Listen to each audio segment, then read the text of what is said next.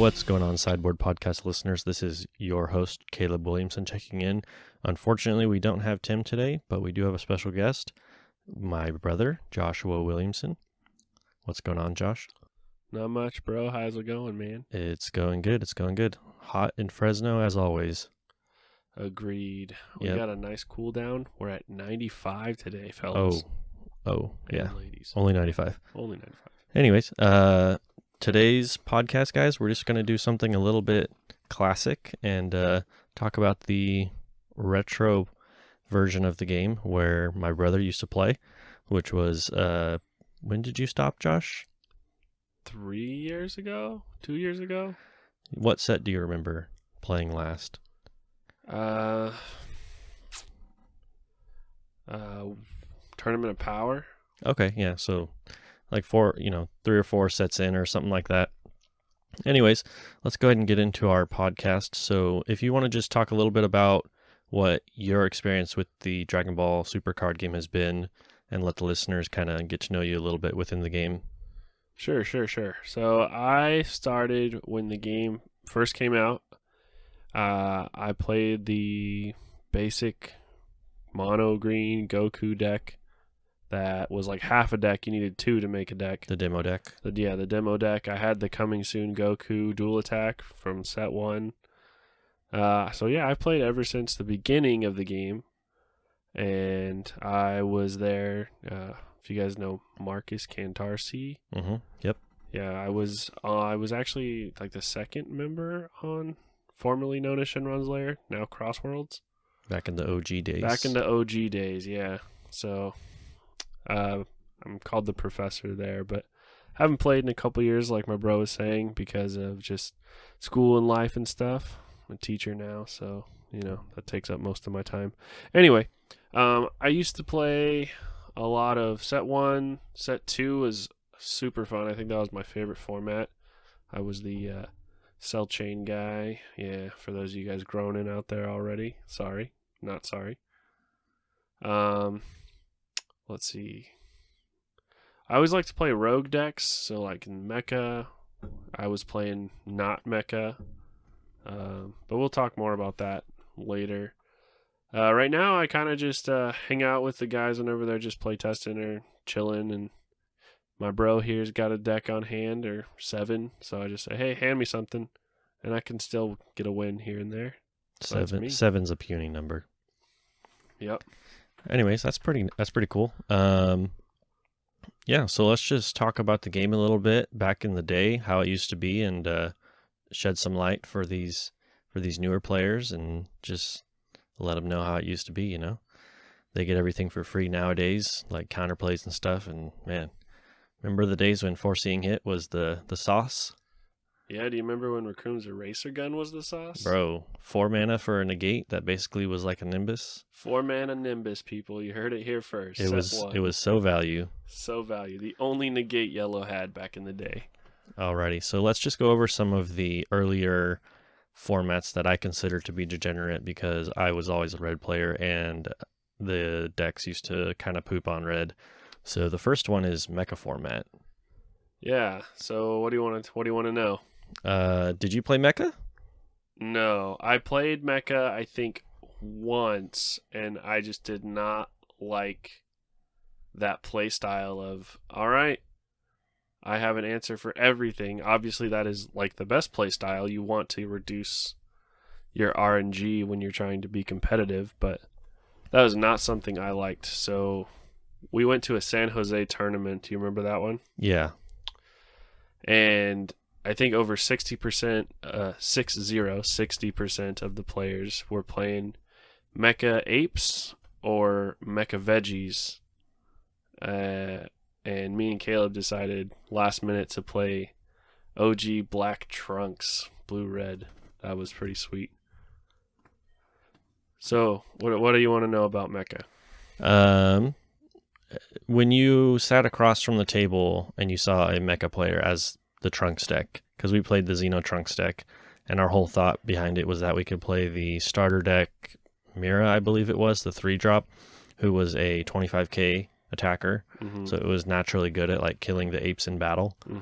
The problem was that we still had to pay mana for things, Yeah. and the deck just played things for free and outvalued us.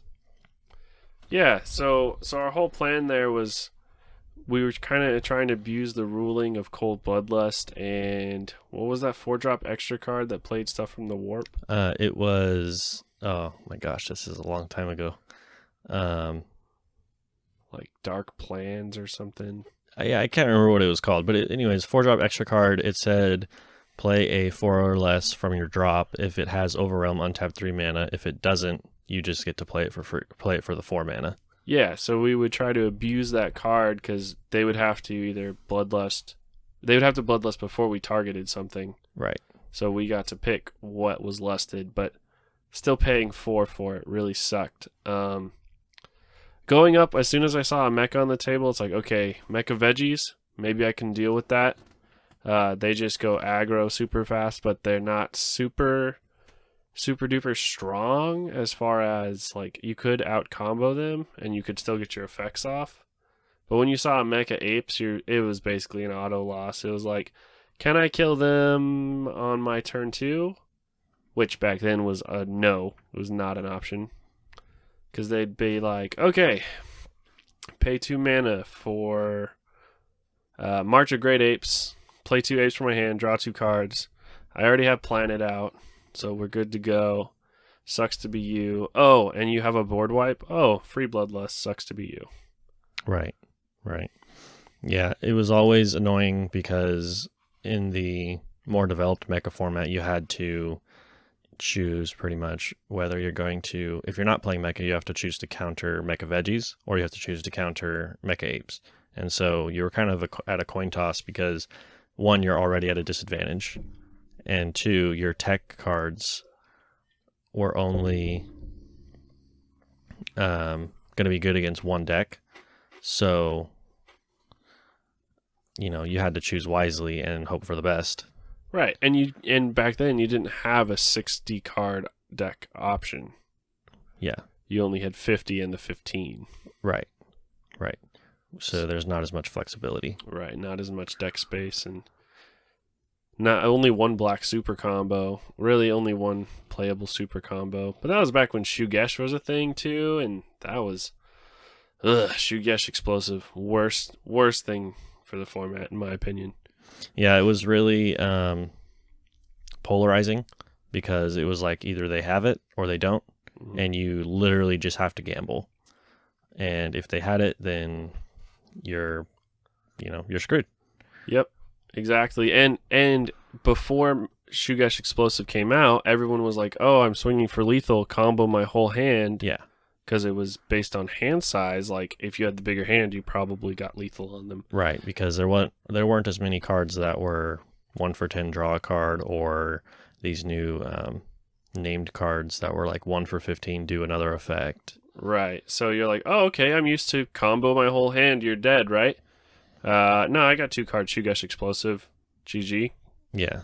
Or even in the veggies list, it was Shugesh Kale, Shugesh Explosive, all these other things. Or Shugesh Caulifla to take a life, draw another card, have all this. Or even there was that...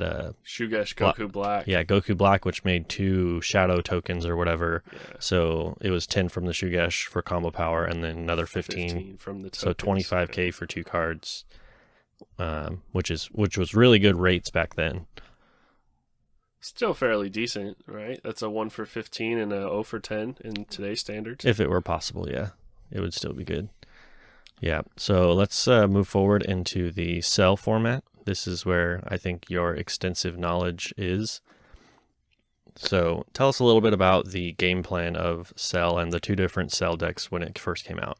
Sure. So there were 2 different Cell decks because the Cell chain, OG Cell chain, which includes Growing Evil Lifeform Cell 3 to 5 to 7, said if your leader is a green android, when you evolve or play the 7, your opponent discards all but 3 cards in their hand. So you had 2 options. You had the Android 17 and then Android 17-18 backside leader. That's 10 on both sides, but awakens at 6, which was really pivotal back in set 2 because everyone else awakened at 4. Yeah, it was one of the only leaders that did that. And or you played Cell, which was very board control. like ditch a card basically to KO a 3 or less, and then on the back ditch a card, draw 2, or you're not actually ditching a card, you're putting it under your leader, and then the second effect on the back is pull 2 out from under your leader, KO anything. So that was the control version. I did not like that version because the hand size kind of sucked. Right. Because on the back then, frontside leaders didn't have swing attack or attack draw. Mm-hmm. So that one was very like control, get you to 3 on turn 3. Both decks wanted to get you down to 3 cards on hand on turn 3. The one I had the most extensive with was the Android 1718 leader, which is very, very aggro. Because one, all your 18s and 17s are reduced cost by 1 in hand. Mm-hmm. And on the backside, when you're at 4 life, they have permanent plus 5,000. Mm-hmm. So you had 2-drop 20Ks, which back then was huge. That said, once per turn, when this card attacks, discard a card to restand the other twin. So you just had so many attacks, and they're just taking life, because back then you just took the life, you wanted to awaken as soon as possible. And then turn 3, you slap them with a cell chain, and oh look, all that life you took, you just discarded it. Sucks to be you. And then you just hit them from there. Not to mention the big boy 17 and 18 or 25s double strike with the leader, and you either refill your own hand or make them discard another card. So it was just a lot of value going into it. And that was the very first set where we had free blockers. Right. The Krillin? Yeah. Destined Deed Krillin, or I think there was one for Gohan leader. Yeah, it's like a Videl or something. Yeah, so that was cool. That was really cool to see what they were thinking about for free. That was before Overrealm. Mm-hmm. But it was really degenerate, because if you sat across the table from a cell player, you knew they were going to sell you on turn 3. Right, so you had to plan for, because like coming from me as a red player, there was a handful of cards like Burst Attack, Son Gohan, and then the Vegito dash pack that were like, if you had low hand, you get to do something additional, whether it be drawing more cards or whatever it was. Problem with that was they were very easy to kill, and green had a lot of destruction. And so if you didn't have it at the exact right moment, the cell chain would just rip your hand down to 3, and then they could even go lower with 16 super combo. But that was until set 3. Right. But they did have that option at some point. They did. That was the same set, I believe, that where Overrealm was introduced. And we got our Overrealm Mira that makes your opponent discard a card when it's played. So it's just like super value for the cell chain. And then they're like, oh, guess what? 3 cost is down to 1 in deck. Limited. Yeah.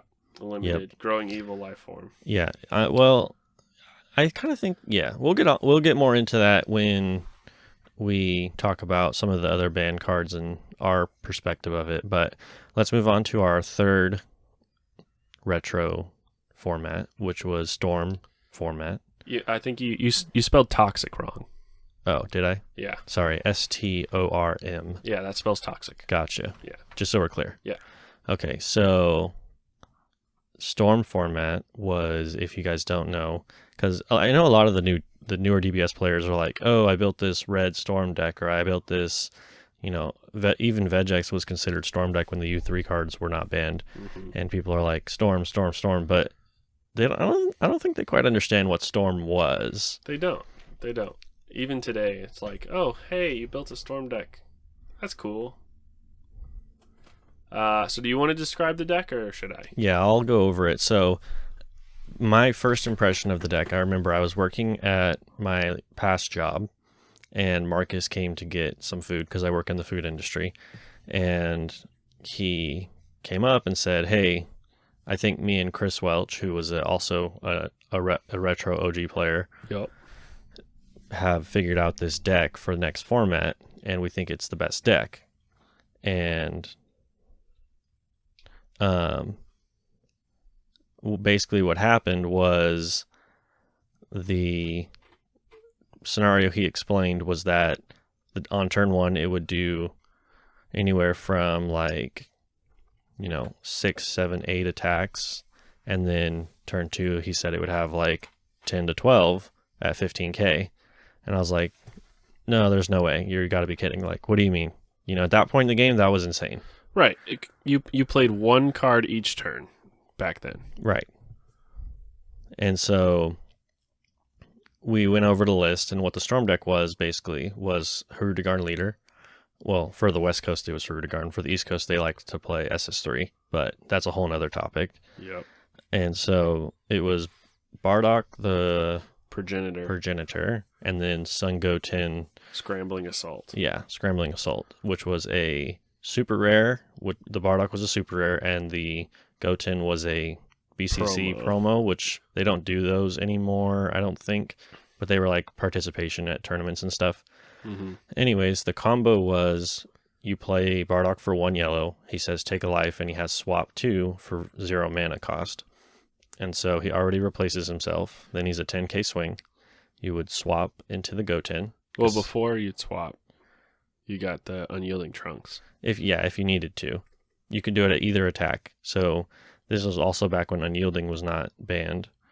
And so you would Unyielding to untap 1, or you could go into the Goten right away, who would also be a 10k swing. Look at the top 3. Select 1, put it in your hand. You don't have to tell your opponent, which is a big deal. Mm-hmm. And the rest go to the bottom. So no shuffle. Right, no shuffle either. And so 2 big deals right there that was very under talked about, but pretty substantial. Well, I think part of the reason it was under talked about was because, like, oh, it's a 10k swing. Like, what's the worst that can happen? Right. But the problem was, so that's the sort of cycle of the deck is, you do this cycle. And then it had another part, because that just by itself isn't too bad, because the Goten has to stay on board. And if you want to play the Bardock into another Goten, you'd have to have another Goten. But then they printed this card called the Legendary Flute. And so that was a blue extra card that cost 0 mana, and it said bounce a 3 or less back to your hand, either your opponent's or yours. If it's yours, draw a card. And so now the net from this loop that we have going is we play the Bardock, we take a life, we replace the 1. That's non-optional, by the way, as well. So you can't do it at 1 life, otherwise you die. And then we put the Bardock in our hand. After we swing with it, we could go into the Goten. So we're still at parity at this point. So it's still at parity. We swing, we draw a card because we look at the top 3. So now we're at a +1. Then we -1 to play the flute, which puts the Goten back in hand. So we're back at +1. And then we draw another card. So that's +2. So the whole loop is +2 on our side, not to mention 2 10k swings. And that's without using Unyielding, right? Right, without being or unyielding or any of that.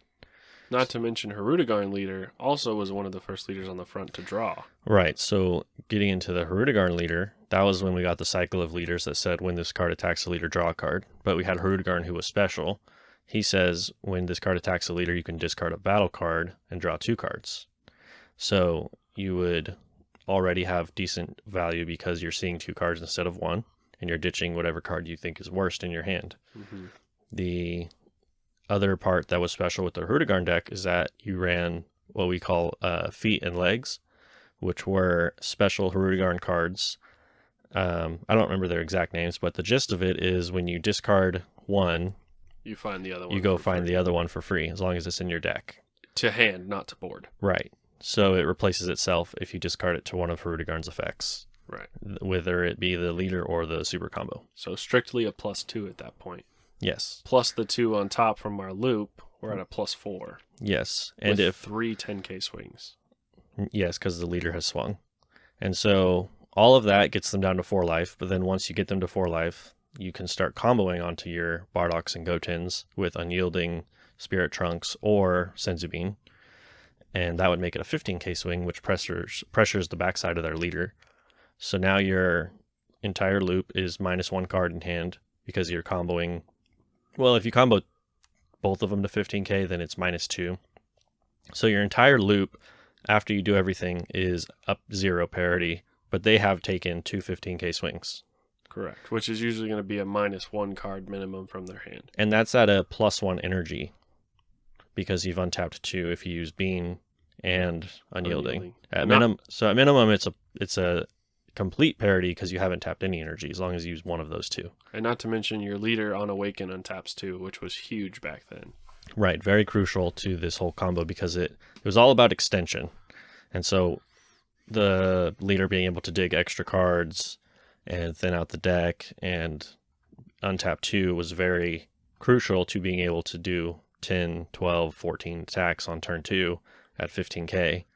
And then, so that was kind of the core of the deck. And then the finisher, which got banned a little more recently, was Mira, the Great Creator, I think it's called, or Creator Absorbed. Yeah, that one. He's not banned though, right? Correct. He's not banned, but the card that made him broken is banned, which is Battering Laser. Right. Right. And so the combo was Mira, Champa, Battering Laser. Right. And at that point, we basically at our locals we call it infinite power because there's no way you can combo out of that. Yeah, because at that point in the game, you only had 4 super combos, and the rest of your hand was basically 0-5s or 10Ks, which were probably dead. Mm-hmm. And so when Mira gets to like 120, 125, 50, 160, 180, whatever it is, he's infinite because you can't combo out of that. Especially when you add, so Mira, Champa, Battering essentially equals 2 damage automatically. Yes, sir. And so the deck would grind you down to low life and then just Mira Champa you. And it was pretty degenerate at doing that. Right. Mira Champa is guaranteed 2 damage. Yeah. And you've already taken 4 from 10k swings. Or you've... On turn 1. On turn 1. Or you've comboed your hand away. But now you have no hand, so you're going to take those 4 life anyway. Yeah. And we had both loops going with the leader and the legs and feet. And then the Goten line, you got a +4 on their side. Right. So it was just awful. Not to mention some decks included Flame Cannon, which was a 1-for-10 Hirudekarn swing that your opponent had to pick a card, put it back on top. No, you picked a card. You picked a card at random and top decked it back onto your opponent's deck. Yeah, the Storm deck didn't run that, but later it started running it because some of the Storm cards got banned. Right. But yeah, so that was kind of the degeneracy of that deck. And the problem was that no other decks could keep up with it.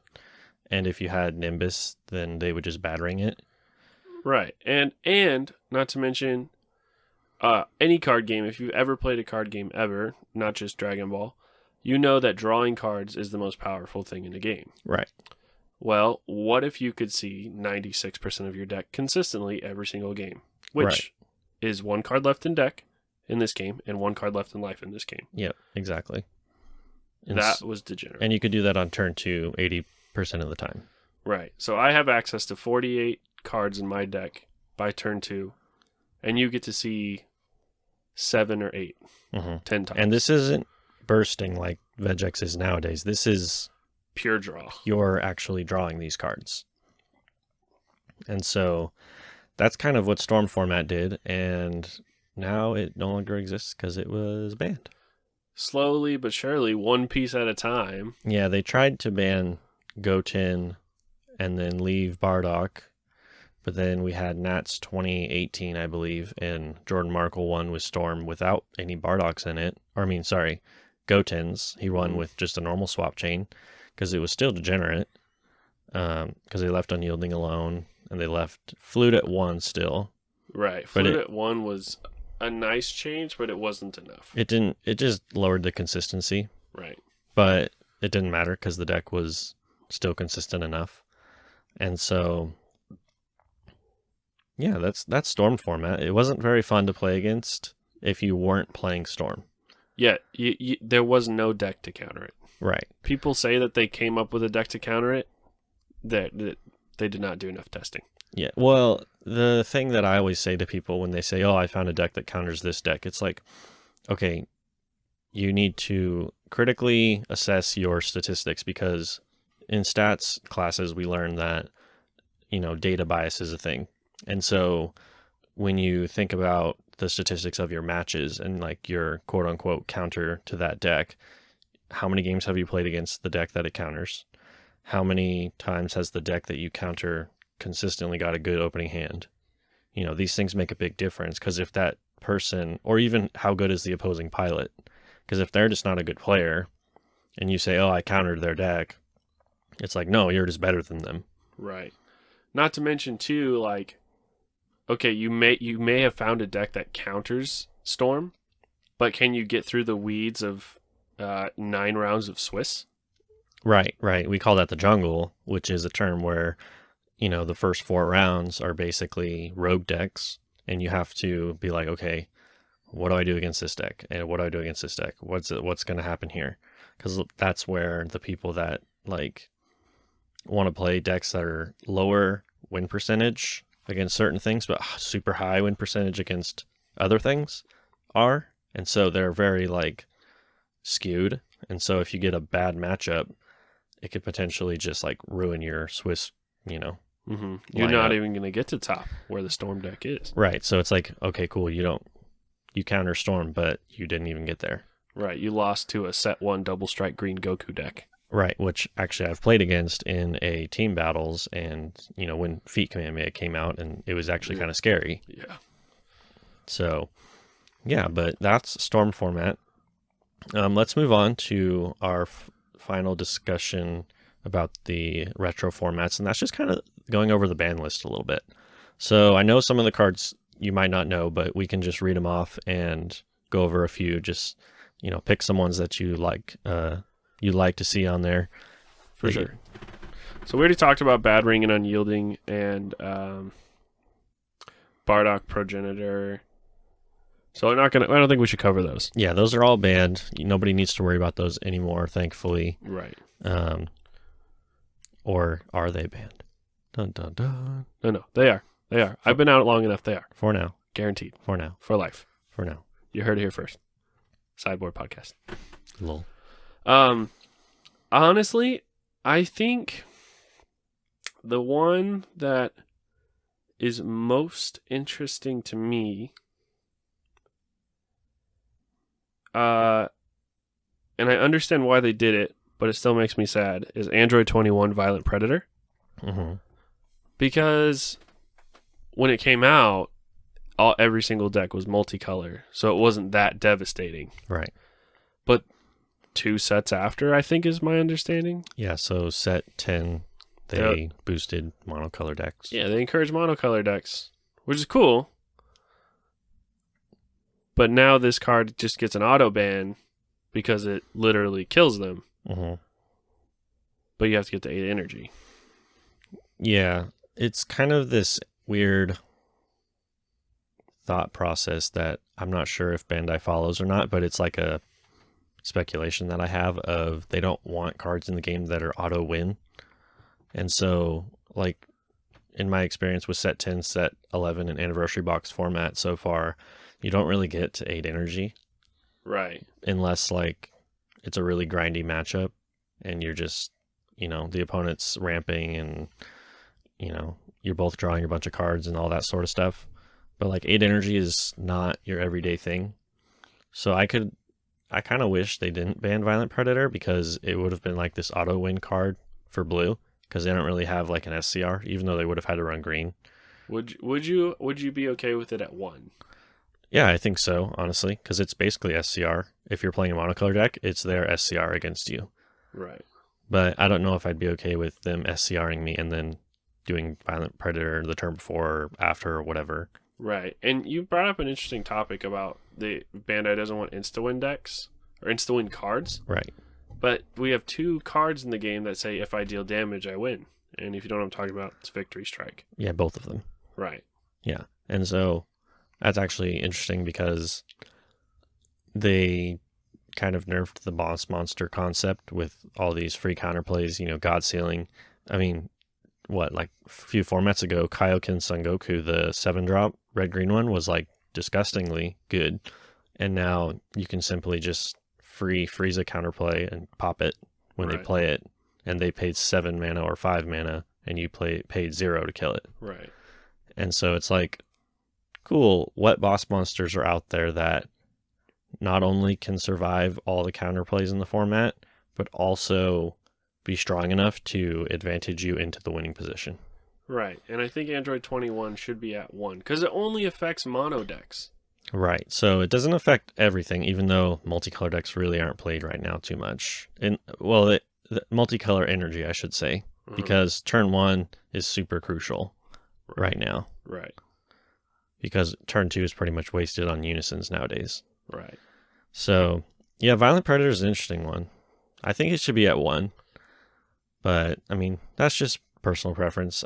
I could see where it would kind of ruin casual play because, you know, if you're playing at a locals and you're playing this fun monocolor red deck or something, and they're playing like this defensive blue deck, and they just Violent Predator, kill all your energy.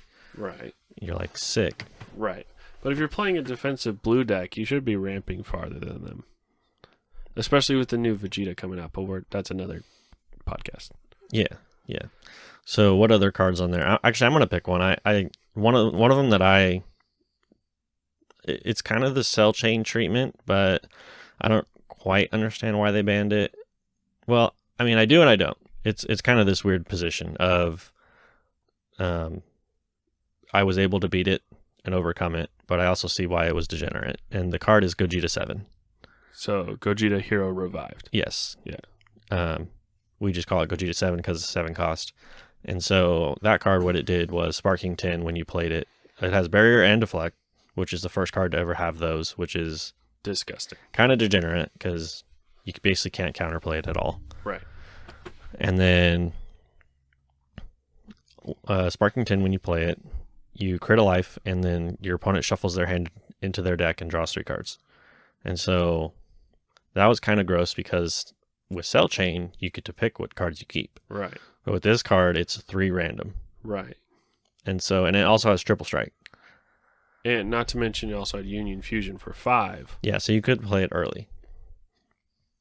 And so the card, like, it was around when, if you played, so the way to beat it was like to aggro your opponent down, which was fine because in that kind of day and age, if you aggroed them down early and they comboed out of it, they usually wouldn't have a very big hand to kill you with the Gogeta, even if you went down to 3 in hand. But nowadays, there's decks that want to stay at 8 life, and they can stay at 8 life because they draw so many cards, like the Zamasu leader who awakens when you have 4 energy, or a lot of the blue decks, green decks, whatever. And so they can afford to stay at 8 life, which I see why that would be degenerate with Gogeta 7, because you Gogeta 7 at 8 life, you are not losing that game. I don't really care what the opponent's playing, you're not losing. Mm-hmm. And so that would be pretty degenerate. And it was, you know, just like Violent Predator, it was at 4.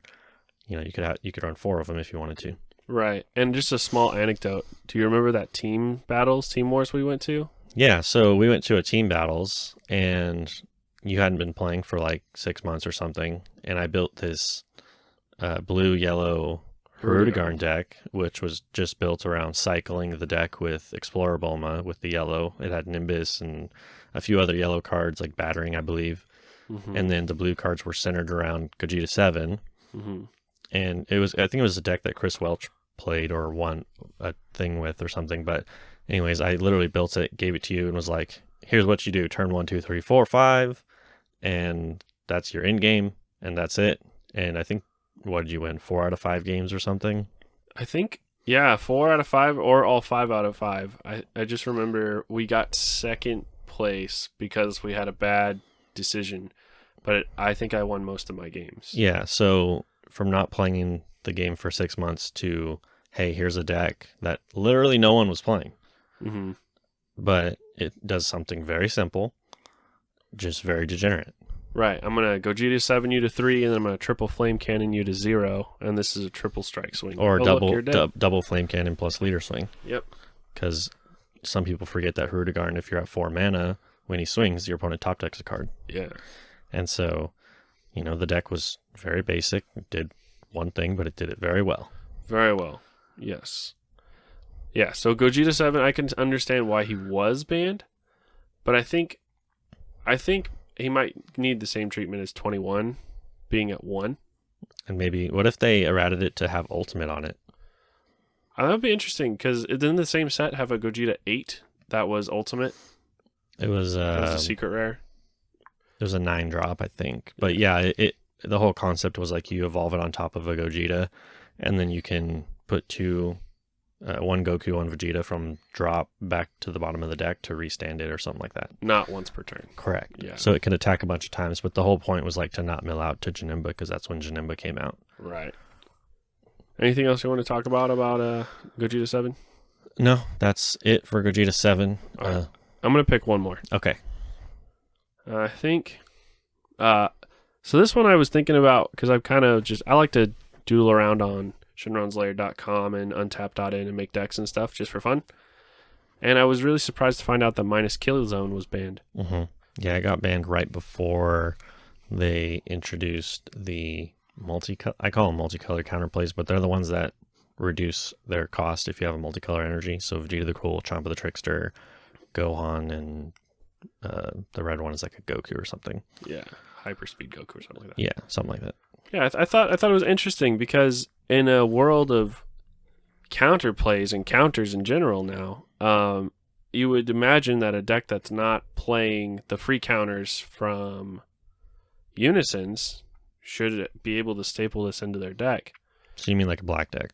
Like, black decks, or even like, let's say I want to play an older leader that doesn't care about Unisons. Mm-hmm. Right? I could just staple this in place of the Unison and be good to go. But no, especially since the new blue cards are all counters, if that's my understanding, all the baby cards. Yeah, the baby deck's basically counter dot deck. Right. So I think they should bring this one back. What do you think?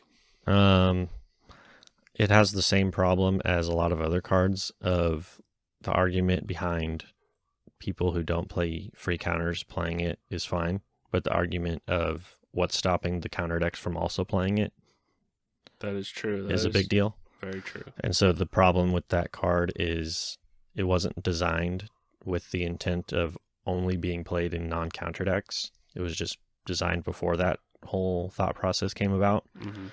And so, I don't think it would be okay to maybe at like a one of, because then it would allow boss monster decks to kind of exist, because you could be like, okay, no counterplays this turn, here's my boss monster. Right, and that's what you'd want it for. Right, but it's kind of at a weird spot, because it's free too. It's 0 mana, warp 3 cards, draw a card. Almost warped. I think it's remove them from the game. Remove them from play. Basically warp, but Yeah. So it's free and it can go in any deck.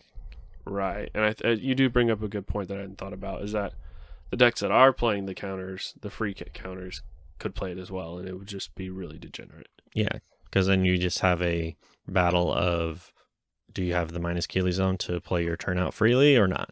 Right. So, I mean, counterplays aren't really that rampant right now, because you just mainly run the 4 free ones. And they're only once per turn anyway. They are once per turn, but they can shut off your turn if you're not sequencing properly.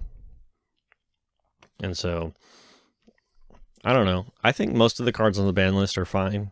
I wish some of them would come back, or Bandai would consider, eradicating them or something to be future-proofed.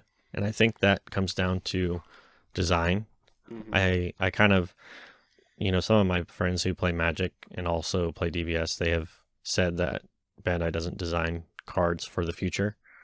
And given a lot of card games don't, because it's difficult. I mean, I don't think anyone has future-proofed their entire card game from set 1. Well, let's just do a little 2-minute discussion about Magic, right? So Magic doesn't have to future-proof because they mostly build the sets for standard, right? But if you look at the Commander format, which is like a funsy play format that we both play in, we could see how it's not really future-proof. There are hundreds of infinite combos in there, which are really fun, by the way. Commander, super fun.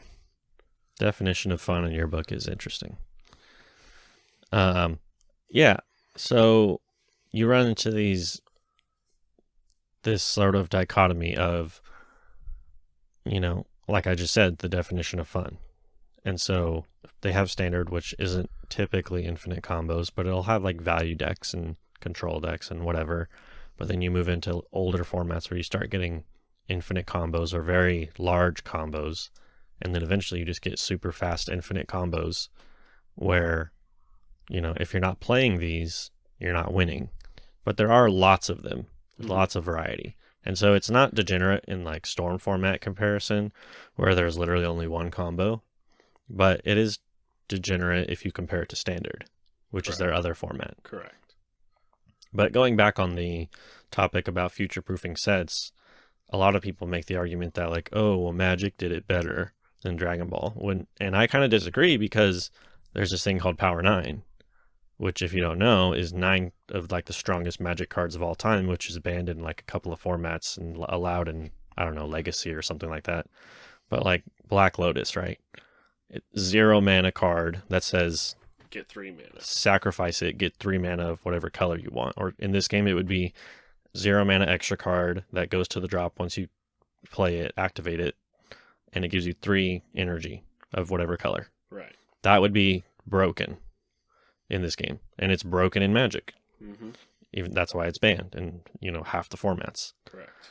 And so I think just kind of an open mindset and like just kind of accepting with what you have to play with is a good thing to do. And at the end of the day, make sure you're having fun. Right. It is a card game. Yeah. So if you're not having fun at the end of the day, You might want to reassess why you're playing. correct. So, yeah.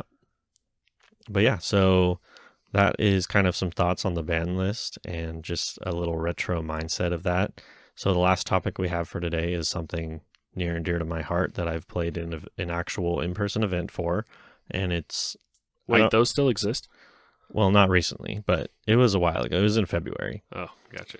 So the dubbed name that we have is called Classic Format, or in Magic it would be called Legacy Format. But for Dragon Ball, we're calling it Classic Format. And what that means is there's no bans and no erratas aside from what I call rules processing erratas, which means the card doesn't work unless it's errated. Like, for example, the set 1 super combos aren't called super combos. They don't have super combo printed on the card. Yeah, so you could theoretically, if there was no errata, run 4 super combos and 4 of those quote-unquote super combos. So if I'm understanding you correctly, you're saying the rules processing erratas are card is played as intended. Yes, to an extent. Like, if it works without intention, it's not errated. Like, there's a Hercule that was heavily abused when I played in the Classic event in February at the Daylon Mac TOP, the first one. And basically what it said is if your leader's a Boo, you take 2 energy, you put them into the deck, shuffle, and then you take 2 cards off the top of deck, put them in your energy. So you like switch out your energy. Right. But if you're not a Boo leader, the way that card worked is it just read take 2 energy from the top of your deck, put it in your energy, because it had a period.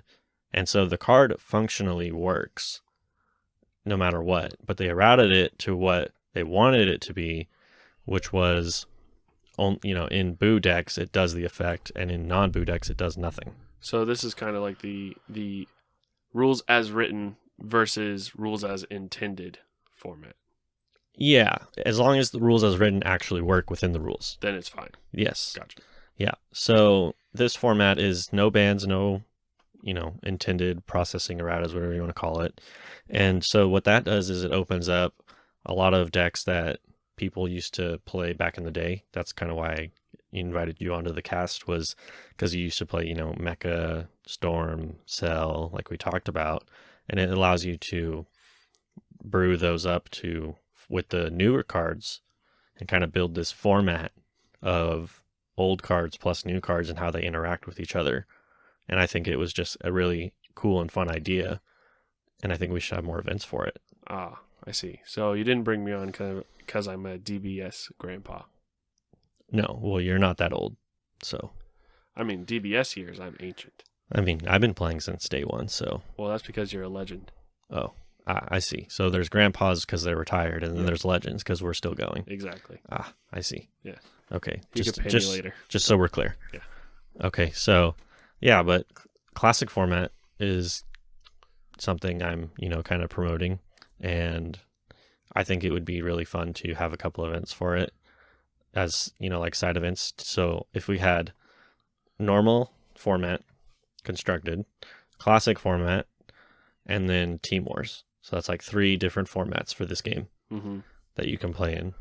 Right. And I think too is the emphasis on the classic format is you can still play your quote unquote standard deck in it Hmm.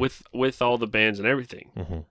And I think you did that in the tournament. Yeah, so what we did was this was a combination event. So it was Classic and Team Wars. So Team Wars, yeah, Highlander. So each person can't have a card in the other person's deck, 3-on-3, simultaneously playing best of one. And so what happened was I was going to play Mecha, but it wasn't testing very well. It was very clunky.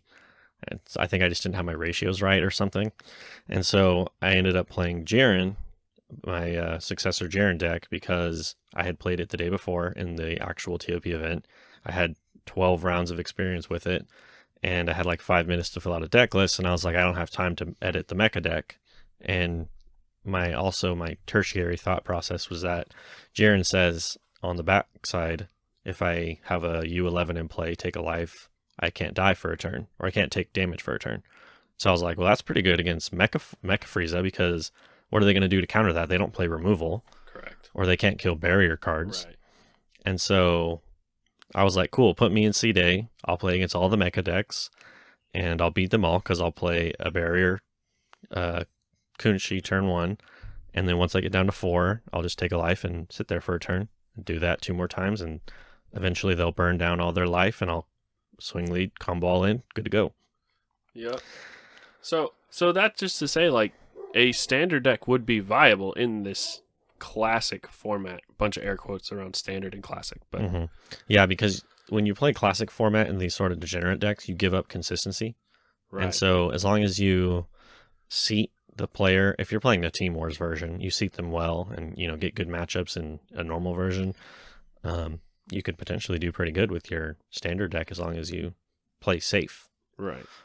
So is there going to be a sideboard podcast classic tournament coming up in the near future? We might. I cannot confirm nor deny. There might be. You heard it here first.